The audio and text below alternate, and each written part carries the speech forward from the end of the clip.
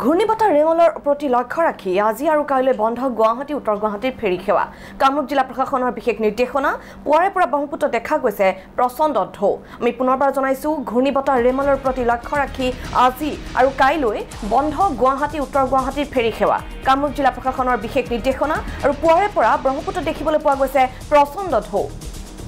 আৰু বিষয়ে আমাক অধিক খবৰ দিব আমাৰ সাংবাদিক দিগন্ত বৰদলৈ বিধ্বংসী ৰিমালৰ কাৰণে ইতিমধ্যে ৰাজ্য চৰকাৰে বিভিন্ন ধৰণৰ ব্যৱস্থা গ্ৰহণ কৰিছে আৰু ৰাজ্যৰ ৭খনকৈ জিলাত ইতিমধ্যে ৰেড এলাৰ্ট ঘোষণা কৰাৰ বিপৰীতে ১১খন জিলাত অৰেঞ্জ এলাৰ্ট ঘোষণা কৰিছে আৰু তাৰ মতে গুৱাহাটী উত্তৰ গুৱাহাটীৰ মাজত যি ফেৰী সেৱা এই ফেৰী সেৱা বন্ধ কৰি দিয়া হৈছে আৰু যোৱা কেইবাদিন ধৰি যিহেতু গ্ৰীষ্ম বতাহ বলি আছিলে আৰু এতিয়া যিহেতু আজি দেখিবলৈ পোৱা গৈছে যে ইয়াতে বতাহ বলিবলৈ আৰম্ভ কৰিছে আৰু আমি নদীত দেখিবলৈ পাইছোঁ নদীত এনেধৰণে ঢৌ উঠিছে এয়া মই উত্তৰ গুৱাহাটী মধ্যমখণ্ড ফেৰীঘাটৰ পৰা এই পৰিৱেশ দেখুৱাই আছোঁ আৰু বিধ্বংসী ৰিমালৰ কাৰণে ইতিমধ্যে ৰাজ্য চৰকাৰে বিভিন্ন ধৰণৰ ব্যৱস্থা গ্ৰহণ কৰাৰ মাজতে গুৱাহাটী আৰু উত্তৰ গুৱাহাটীৰ মাজত থকা যি ফেৰী সেৱা এই ফেৰী সেৱা সম্পূৰ্ণভাৱে বন্ধ কৰি দিয়া হৈছে আৰু ৰাজ্য চৰকাৰে ইতিমধ্যে বিভিন্ন ধৰণৰ ব্যৱস্থা গ্ৰহণ কৰিছে আৰু বংগোপসাগৰত যি ৰিমালৰ বিধ্বংসী ৰূপ এই বিধ্বংসী ৰূপে ইতিমধ্যে কলকাতাত ভয়াৱহ ৰূপ ধাৰণ কৰাৰ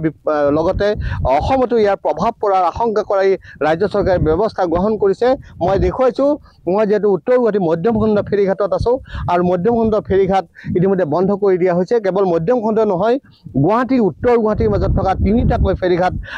আজিৰে পৰা দুদিনৰ কাৰণে ফেৰী নচলে মই কথা পাতিবলৈ যত্ন কৰিছোঁ দাদা ফেৰী বন্ধ পুৰা ফেৰী বন্ধ কিহৰ কাৰণে বৰ্তমান বংগোপসাগৰত প্ৰবল বতাহ ধুমুহা আৰু বিভিন্ন অনিষ্ট প্ৰভাৱত আমাৰ বৰ্তমান কামৰূপ উপায়ুক্ত মহোদয়ে ২৭ আৰু ২৮ দুদিনীয়া কাৰ্যসূচীৰে এই আমাৰ ফেৰী সেৱাসমূহ বন্ধ ৰাখিব পাৰিছে যাতে যাত্ৰী সুৰক্ষা প্ৰতি মানে এই কামটো কৰা হৈছে কাৰণ নহ'লে যিকোনো মুহূৰ্তত এটা হেৰি সৃষ্টি আহি যাব পাৰে আৰু সেই হিচাপে আমি ঘাটসমূহ সুৰক্ষিত কৰি ৰাখিব দিছে আমি তাৰ কাৰণে ব্যৱস্থা কৰি বৰ্তমান চলি আছোঁ মানুহ আহিছিল যাত্ৰী আহিছিল বাপৰে আজিতো যাত্ৰী আহিব আজি সোমবাৰ যাত্ৰীটো আৰু কিছুমানে গম পায় কি নাপায় ল'ৰা ছোৱালী ষ্টুডেণ্টৰ কথা আছে যথেষ্ট যাত্ৰী আৰু হেৰি আহি আছে আমি তেওঁলোকক কৈছোঁ এইটোতো উপায় নাই এইটো যিহেতু আমাৰ যাত্ৰীৰ সুৰক্ষাৰ প্ৰতি এইটো বন্ধ ৰাখিছে গতিকে আমি তেওঁলোকক বুজাইছোঁ যাত্ৰীৰ সুবিধাৰ কাৰণে এনেধৰণে ফেৰী সেৱা বন্ধ কৰি দিয়া হৈছে যিহেতু ৰিমালৰ বিধ্বংসী ৰূপ ইতিমধ্যে কলকাতাত ৰিমালে যথেষ্ট ক্ষতিসাধন কৰিছে আৰু ইয়াৰো প্ৰভাৱ অসমত পৰাৰ যথেষ্ট আশংকা কৰা হৈছে দাদা ঢৌ আছে নেকি বৰ্তমান বতাহৰ লগত ঢৌটো প্ৰভাৱটো বেছি হৈছে ঢৌ উঠিছে ঢৌ উঠিছে বতাহো আছে বতাহ ক্ৰমে বেছি হৈ আহি আছে আৰু যোৱা কেইবাদিন ধৰি ধৰক আপোনাৰ বতাহ গৰম আছিলে গৰম আছিল প্ৰচণ্ড গৰম আছিল কিন্তু আজি ৰাতিপুৱাৰ পৰা বতাহটো অলপ জোৰে বলিছে আৰু লগত ঢৌটো আহি আছে হয় দিগন্ত বৰদলৈ আপোনাক ধন্যবাদ জনাইছোঁ